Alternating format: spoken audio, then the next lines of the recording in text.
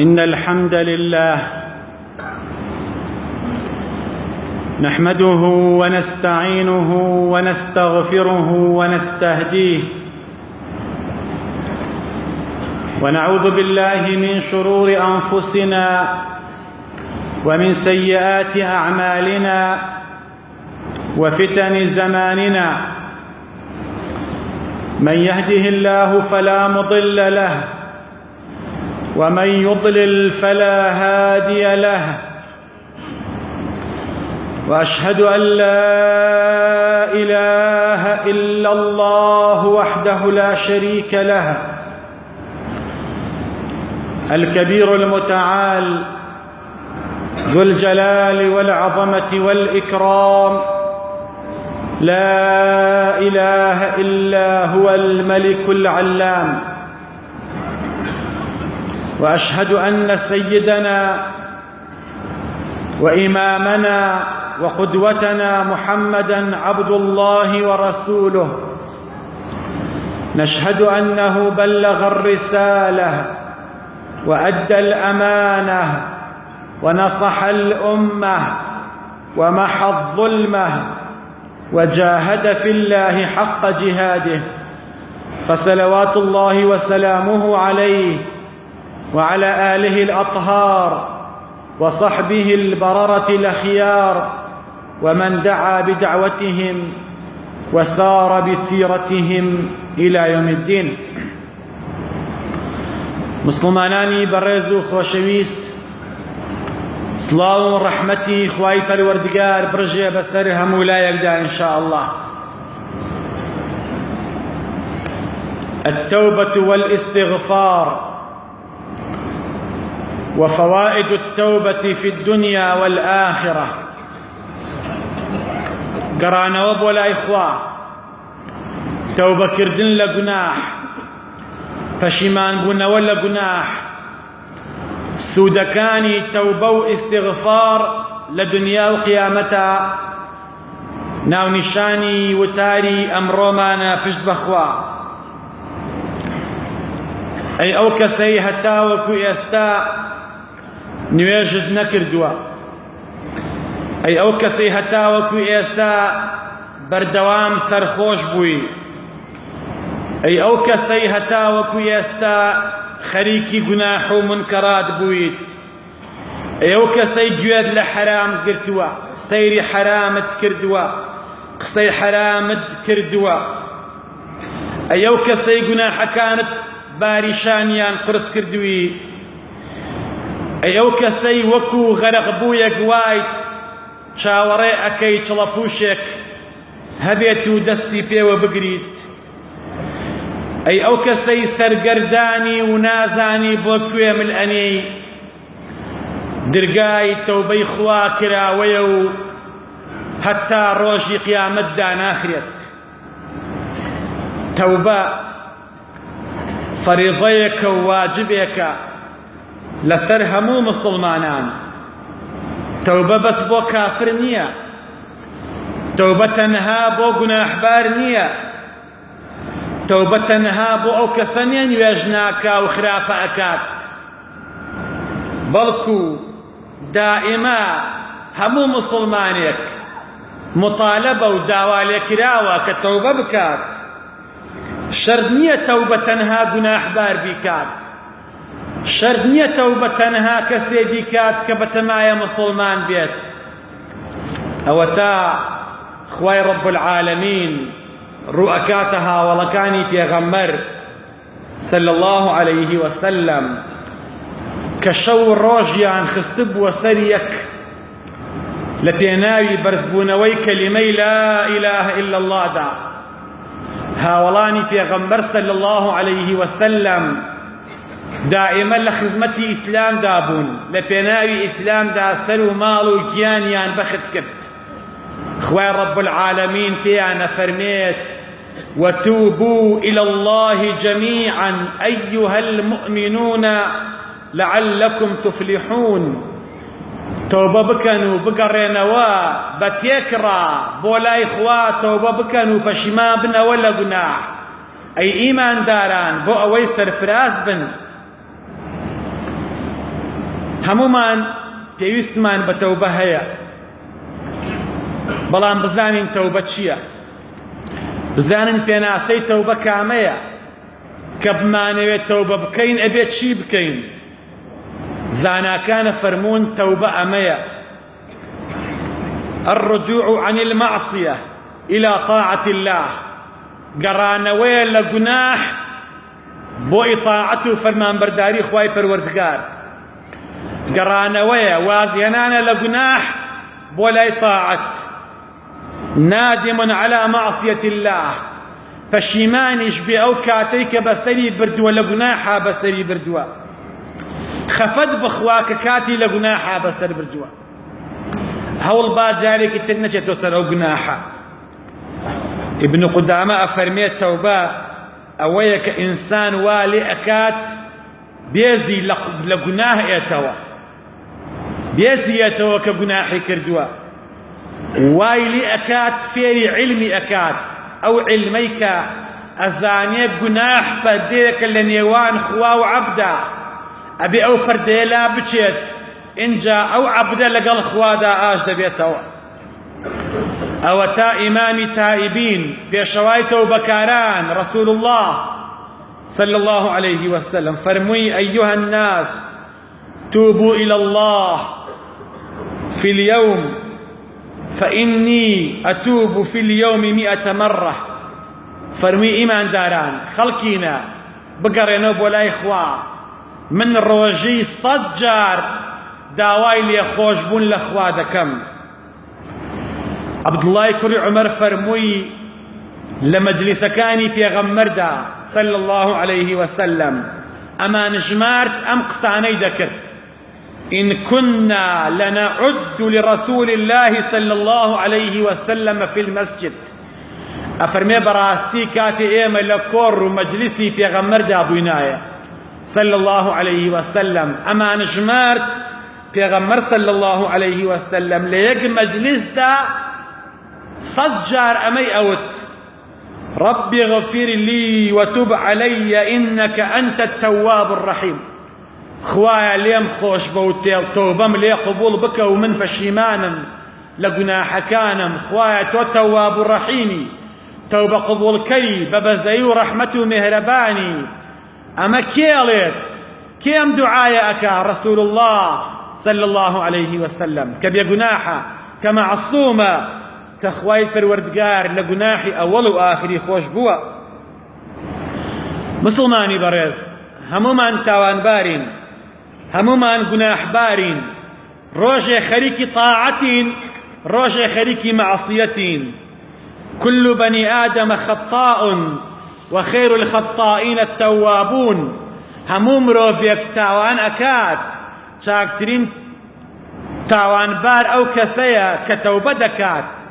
بۆیە ئینسانەکان خوێ ڕەب العالەمین کە دروستی کردوون هەر ڕۆژی لەسەر بەزمێکن، ڕۆژێ تەوبەکارە، ڕۆژێ گوناحکارە، ڕۆژێ عیبادەتکەرە. خەلەقوا عەمەلًا صالحا وآخر سیئا. کردەوەی چاک و خراپ تێکەڵاو دەکەین، ڕۆژێ چاکین ڕۆژێ خراپ.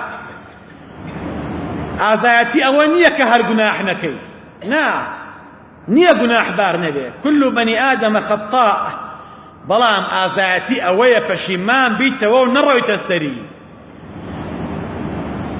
شێخ الئیسلامە فەرمێ ئینسان دوو بەشە، یا تەوبەکەرە یا زاڵمە، چونکە خوا فەرموویەتی: ومن لم يتب فأولئك هم الظالمون. هەر کەسێ پەشیمان نەبێتەوە لە گوناحەکەی ئەوە ستەمکارە.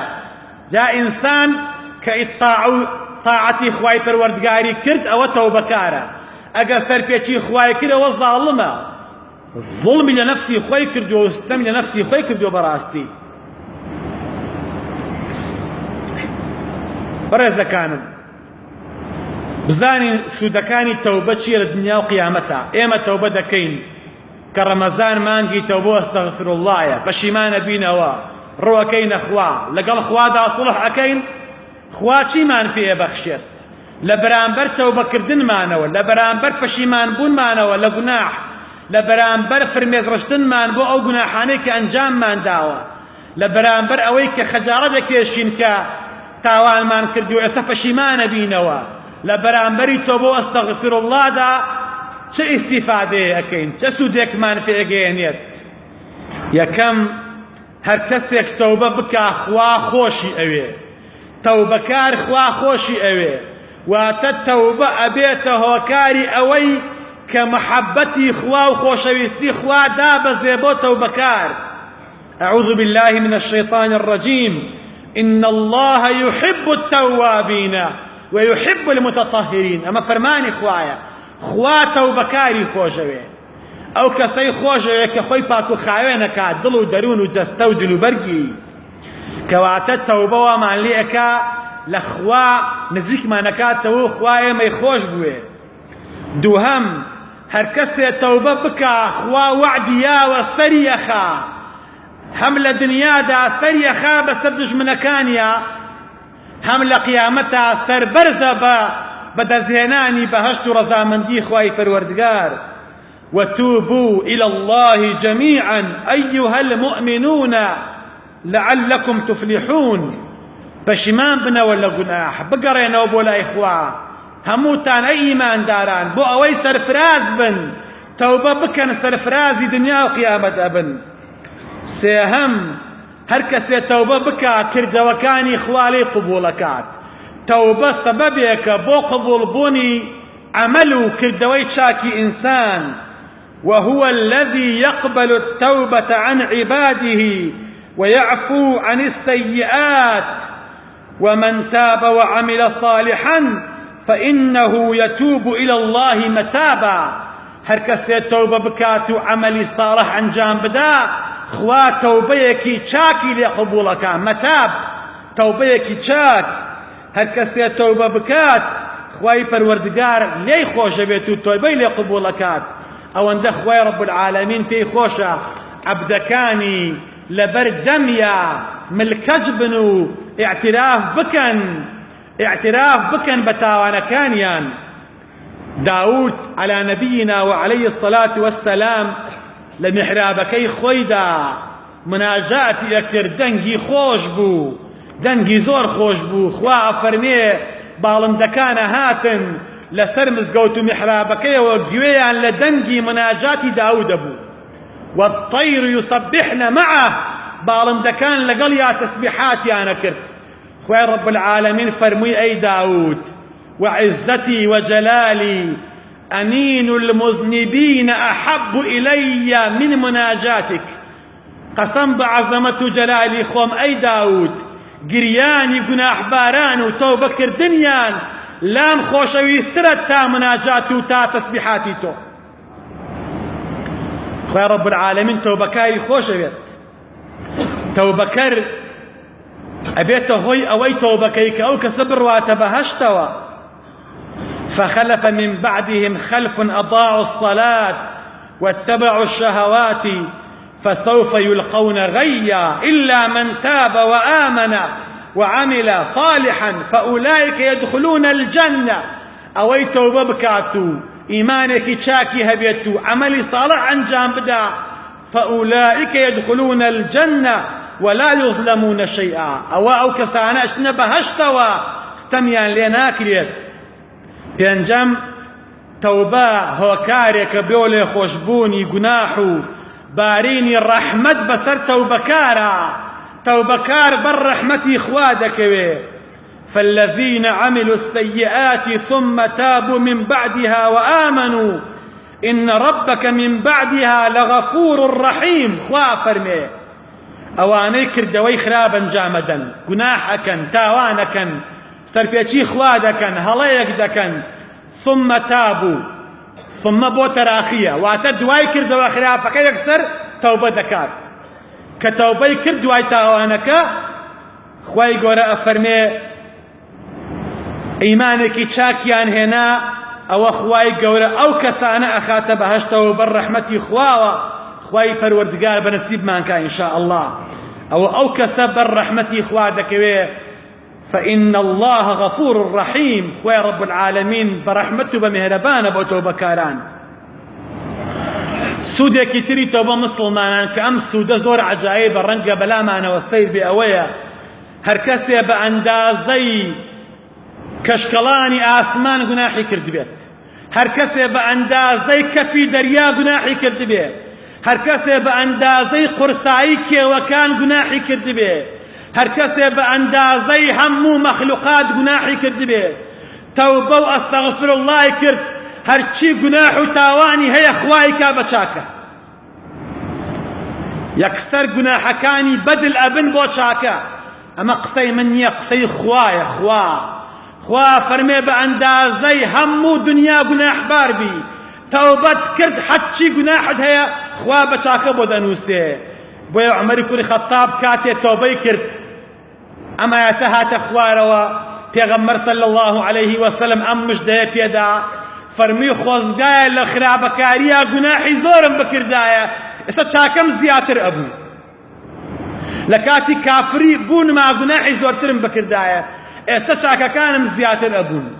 سەیری ئەم ڕەحمەتەی خوای گەورە فەرمێ إلا من تاب وآمن وعمل عملا صالحا فأولئك يبدل الله سيئاتهم حسنات وكان الله غفورا رحيما.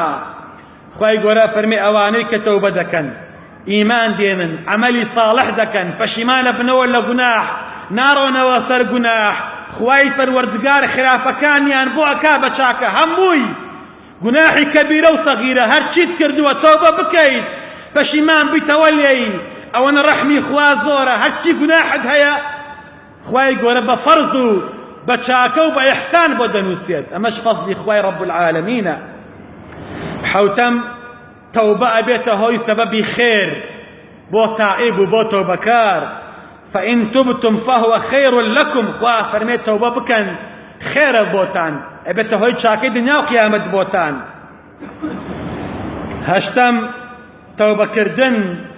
تەوبەکردن ئەبێتە هۆی بەرەکەت و ڕەحمەت و فیوضاتی خوایی بۆ کەسی تەوبەکار. ئەو کەسەی تەوبە دەکات ڕەحمەتی خوا و فیوضات و خێری بەرئەکەوێت. خوا رب العالمین ئەفەرمێ لەسەر زمانی پێغەمبەرەکەی ويا قوم استغفروا ربكم ثم توبوا إليه يرسل السماء عليكم مدرارا. أي قومكم توبة بكن وبشمان بنا وداوای لێ خۆشبوون بکەن، داوای لێ خۆشبوون بکەن لە خوا لە ئاسمانەوە بۆتان ئەبارێنێ بارانی ڕەحمەت و فیوضات و بەرەکاتی خوایی. تەوبە هۆکارێکە بۆ بەهێزی ئومەتان. هەر ئومەتێ تەوبەی کرد، هەر ئومەتێ لەگەڵ خوادا سڵحی کرد، ئەو ئومەتە خوا لە ئەرزا پایەداری ئەکا، ئەیکا بە خاوەنی کیانی خۆی. سەرکردەکانی ئەو ئومەتە تەوبەیان کرد، لەگەڵ خوادا سڵحیان کرد، چاک بوون لەگەڵ خوادا، نوێژکەر بوون، ڕۆژوگەر بوون، حەجکەر بوون، لەگەڵ خوادا سڵحیان کرد، ئەو ئومەتە بەهێز ئەبێ. ويزدكم قوة إلى قوتكم. ئەمە قسەی خوایە رب العالمینە، ئەمە قسەی ئەڵڵایە. تەوبەکەر ئەگەر لەناو ئومەتا هەبێ هێزی بۆ پێیا ئەبێ، هێز، هۆکاری بێهێزی و هۆکاری کاسەلێسی و هۆکاری چەورەیی و هۆکاری زەلیلی و هۆکاری ماچکردنی شانی بێگانە و هۆکاری ڕیسوایی. ئەم ئومەتە ئەوەیە کە سەرکردەکانی تەوبە ناکەن، هەمیشە مەمنوونی بێگانە ئەبینەوە. تەوبەکار بین، تەوبەکار. ئەگەر تەوبەکار بووینایە وامان لێ ناهات، تەوبەکار بووینایە وا سەرگەردان نابووین، وا میلەتەکەمان زەلیل ناکرد، ڕێفراندۆممان کرد بۆ ئەوەی ببین بە دەوڵەت، ئێستا تەزویرەکەین بۆ ئەوەی بچینەوە ناو عێراق. بەداخەوە گەورەکانمان تۆبەیان بکردایە ئێمە بەهێزە بووین. خوا فەرمێ وەیەزیدکم قووەتەن إلى قوتكم. توبة بكن بهێزتانەکەم وەکو مالیزیا، وەکو وڵاتانی بەهێز، چونکە تەوبەکارن لەگەڵ خوایە سڵحیان کردووە، خواش لەگەڵیانە باشە بەڕاستی.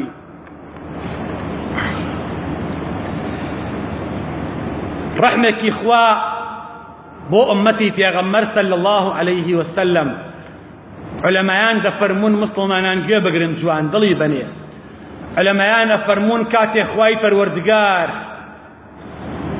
کاتێ خوێ ڕەب العالەمین گیانی کەسێک دەکێشێ سەرەتا لە پەنجەی قاچەکانیەوە گیانەکە دەرئێنێت هەتا وەکو ئێتە ناو قورگی و لێوە دەمیەوە دەرئێنێت بۆ لە پەنجەکانە دەست پێەکە بۆ سەرەتا لە پەنجەکانیەوە گیانەکەی دەرئێنێ وردە وردە تا گاتە قورگی چونکە لەو کاتەیە مەلەکول مەوت دەبینێ فریشتەکە ئەبینێ سەرەتا لە قورگیەوە دەستی پێ ناکا لەو کاتەوە وردە وردە گیانی یەکێشێ یەکەم جار قاچی گیانی تیانامێنێ اینجا ڕانی اینجا سەرەوەی هەتاوەکو سکی اینجا سنگی هەتاوەکو قورگی وردە وردە بۆ ئەوەی ئەو کەسە فریای تەوبە بکەوێت و بە کافری نەمرێت ڕەحمی خوا سێرکەن چ ڕەحمێکە چ مێهرەبانیەکە چ لوتفێکە والله يريد أن يتوب عليكم خوا هر أيوة أيوة برون بهشتوا خوا هر أيوة أيوة بهشتي بنو توبتان لي ورقريت بويا پیغمبر صلى الله عليه وسلم فرموي من تاب قبل موته قبل أن يعاين ملك الموت قبل الله توبته هر کسی پیش مردنی توبه بکات پیش اوی ملک الموت ببینه توبه بکات خوا توبه لي ورقريت ومن يعمل سوءا أو يظلم نفسه ثم يستغفر الله يجد الله غفورا رحيما هر کسی گناحی کرد و ستمی لنفسی خوی کرد و ظلمی لخوی کرد دوایی توبه استغفر الله بکات خوی پروردگار غفور و رحیم و لی خوش بیت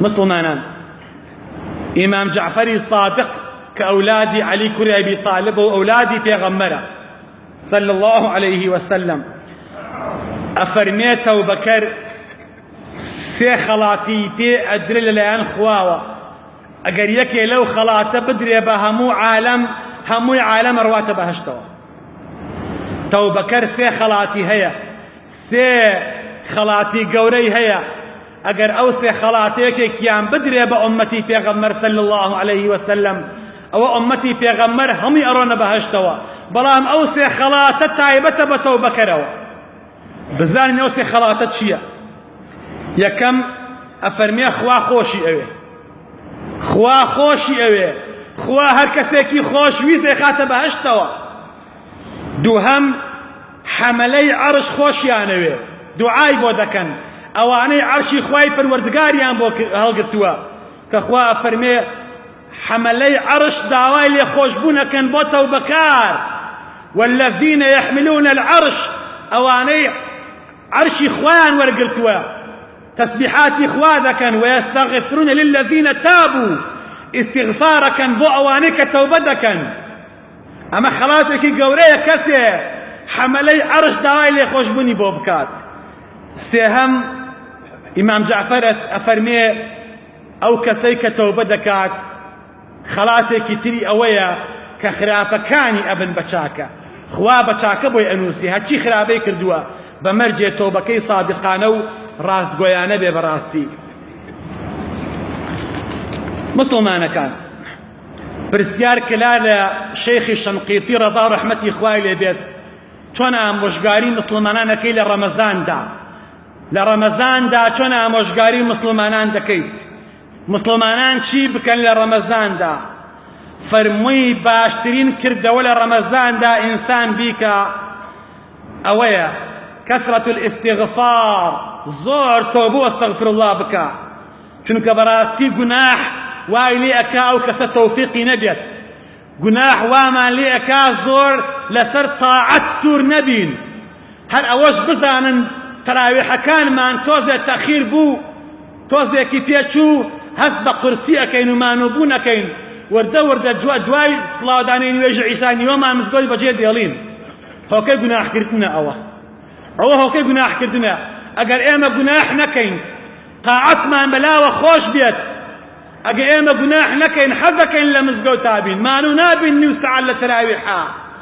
ويفرمي هركسي بردوام توبة بكات إن كان ضعيفا قويا اگر ضعيف لاواز بخوا بهزيكا وإن كان مريضا شفيا اگر نخوش بخوا شفاي أدا وإن كان مبتلا عوفيا أجر توشي بلا مصيبتي بهبو خوار زقاريك هلا بلا مصيبت وإن كان محتارا هديا أجر سرقردان بو خواه هدايتي أكاد وإن كان مضطربا سكنا أجر توبكار تنقلان بو خواي پروردگار دڵی ئارام دەکات.